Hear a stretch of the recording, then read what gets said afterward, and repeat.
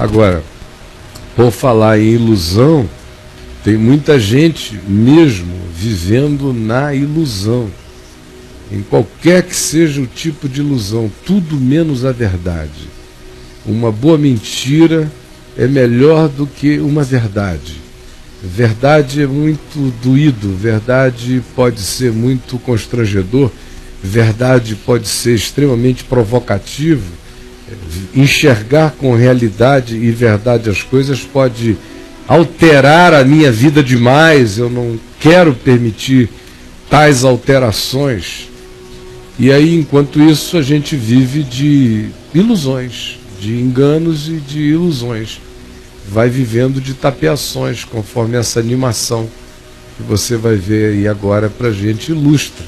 Eu estou dizendo, comece a ver, e eu vou falando, mas pense nisso, se porventura você não está vivendo num estado de ilusão. Qual é a sua ilusão?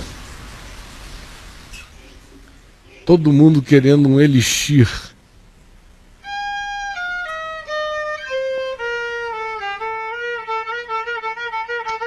Todo mundo querendo uma droga.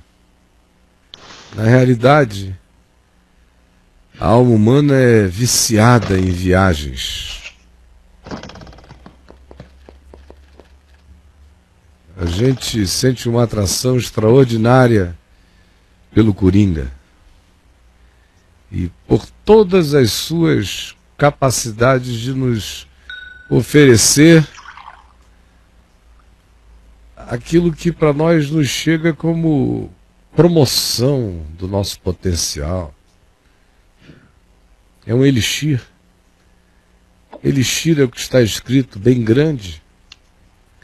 E a gente tem a alma viciada. Dá uma onda. Não mudou nada na realidade, mas dá a impressão para a gente de que houve uma alteração. A gente deixou de receber uma moedinha só e agora tem algumas mãos a mais nos vendo. Nós ficamos mais expansivos, a gente conseguiu se expressar melhor. Seja por que droga seja. A gente vai tentando ver como é que a gente consegue transcender aquilo que nos seja limitação da vida. E frequentemente não se procura aquilo que de fato nos faria transcender, mas apenas aquilo que nos oferece soluções imediatas com grande preço a pagar.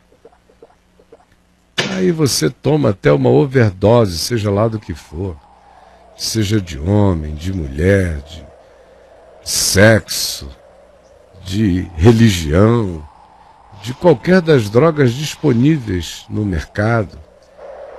Você toma a droga do consumo e não percebe que o preço é muito alto no fim. Nada salva você desse estado dramático de encontrar sua própria realidade, sua própria solidão. Então hoje eu quero apenas perguntar a você e pedir que você olhe para dentro do seu coração e responda quais são os elixires dos enganos e das fantasias que você vem adotando enquanto se anestesia, não quer pensar. Eu fico vendo nas postagens que eu faço na internet, se eu posto um texto que convida a pessoa para dentro do coração, tem lá alguns milhares de pessoas que supostamente leram. Mas se você postar apenas uma frase, que pode ser mais significativa, menos significativa, milhares, não só muitos mais milhares lerão, mas como compartilharão com muito mais intensidade, porque aquilo ali dá uma sensação de que mexeu um pouco com a consciência reflexiva da gente, mas não foi tão fundo, não demandou da gente uma parada sequer para ler, para ver se aquilo entra num âmago constrangedor da gente. A maioria das pessoas vive num estado de fuga permanente em relação àquilo que possa ser um âmago de constrangimento, mutante, transformador para a vida da gente. E a gente foge de coisas que nos façam pensar, ou que nos mexam na humanidade, ou que toquem em cordas da nossa alma que a gente não quer que sejam mexidas. Podem produzir uma música mais grave, podem ter um eco mais profundo em nós, podem gerar umas reverberações em áreas que a gente não quer que reverbere. E aí a gente vai se blindando.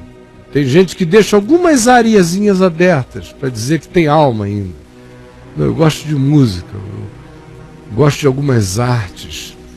Aí a gente diz, esse aí ainda tem alma. Mas basta chegar a ele ou ela com a proposta de algo que seja mais dramaticamente engajado, que na mesma hora a pessoa diz, bom, minha alma não vai tão longe. Eu gosto de exercer essa sensibilidade que me mantém protegido, aplaudindo as coisas que eu acho bonitas, mas eu mesmo não quero fazer parte engajada dessa beleza. É o que eu mais observo e é o que mais existe à nossa volta. Eu pergunto a você, esse mal chegou ao seu coração? Esse estado de medo e de fuga daqueles que possam ser os encontros na vida, que possam alterar a sua existência?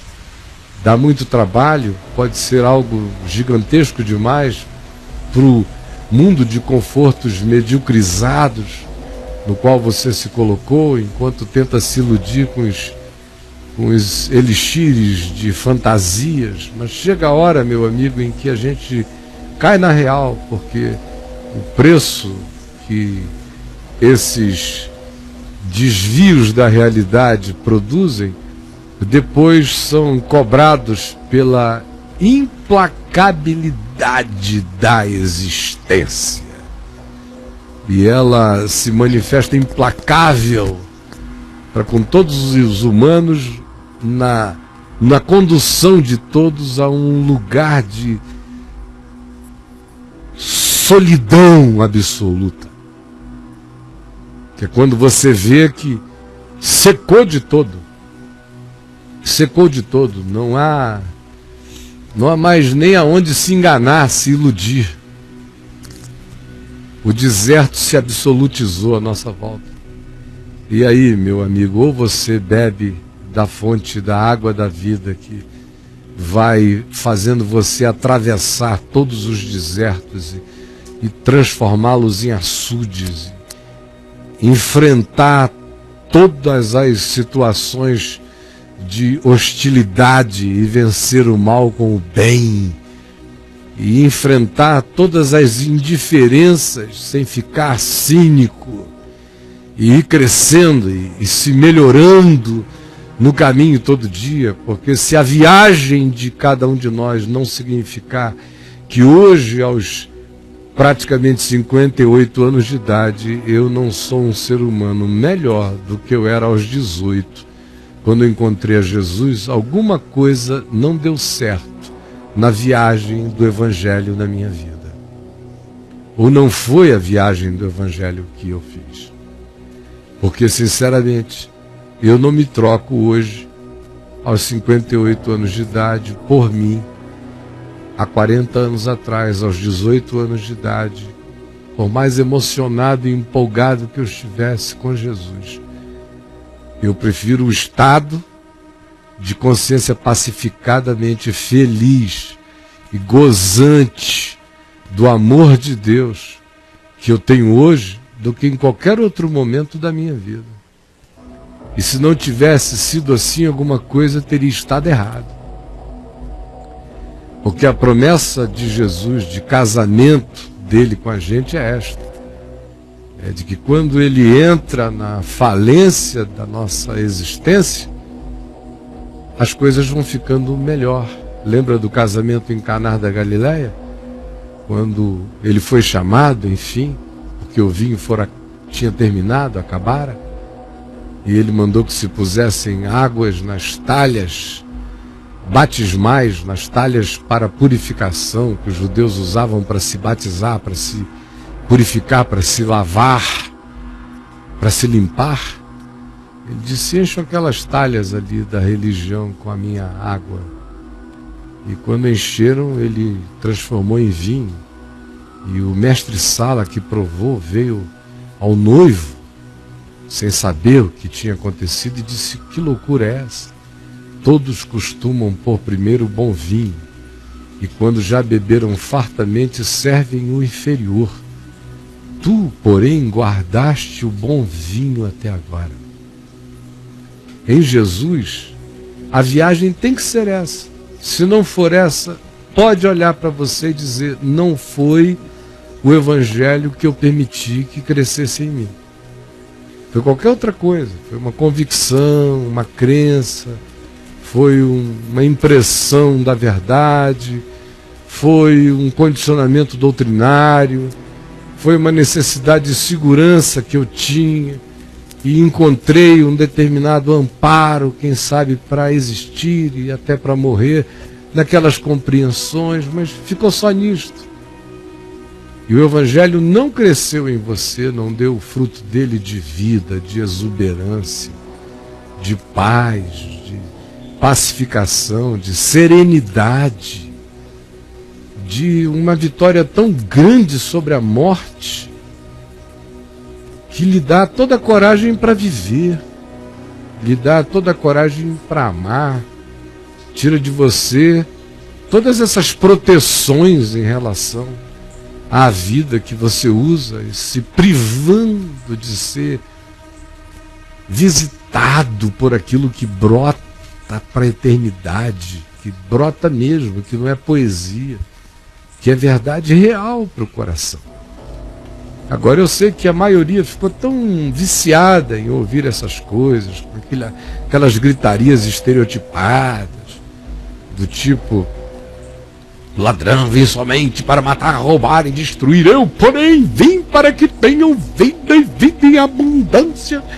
Essas frases de Jesus, essas palavras viram clichê porque são ditas de maneira tão insincera, tão sem verdade, tão sem realidade por parte de quem anuncia, que as pessoas vão ficando cínicas, como eu mostrei no início.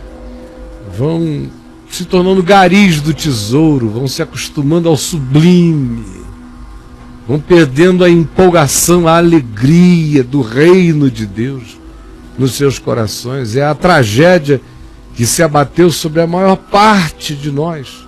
Mesmo os que ainda se seguram a alguma coisa, fazem isto sem alegria, sem encanto, perderam a criança, perderam o menino, se tornaram garis do reino, se tornaram apenas operários do sublime, mas perderam o encanto, não chegam mais àquelas dimensões a não ser para a funcionalidade das coisas, sem mais o olhar do reino no coração.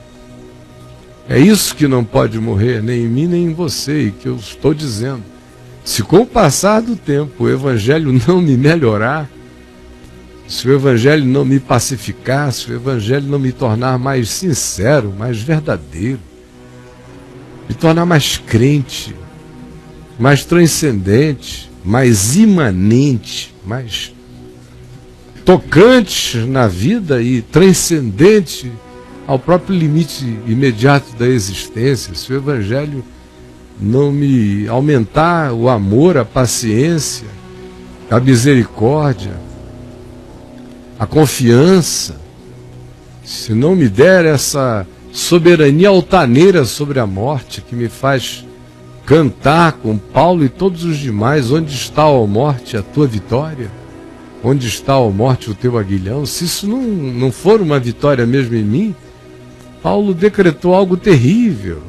Quem perde essa transcendência e se abisma apenas no horizonte imediato, ainda que viva falando o nome de Jesus, se tornará o mais infeliz de todos os homens, que é a condição que eu encontro muita gente nessa geração, vivendo uma crença em Jesus profundamente infeliz, porque sem evangelho, porque sem água da vida, porque apenas com os elixires do engano e sem a fonte eterna, Porque Jesus virou clichê.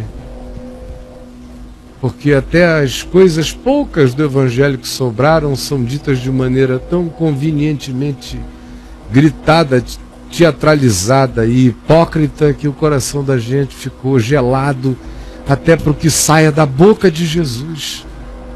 Já não nos chega, morre antes, são palavras que vão secando antes. Esse é o tempo espiritual no qual nós estamos vivendo, eu e você, e não se engane acerca disso.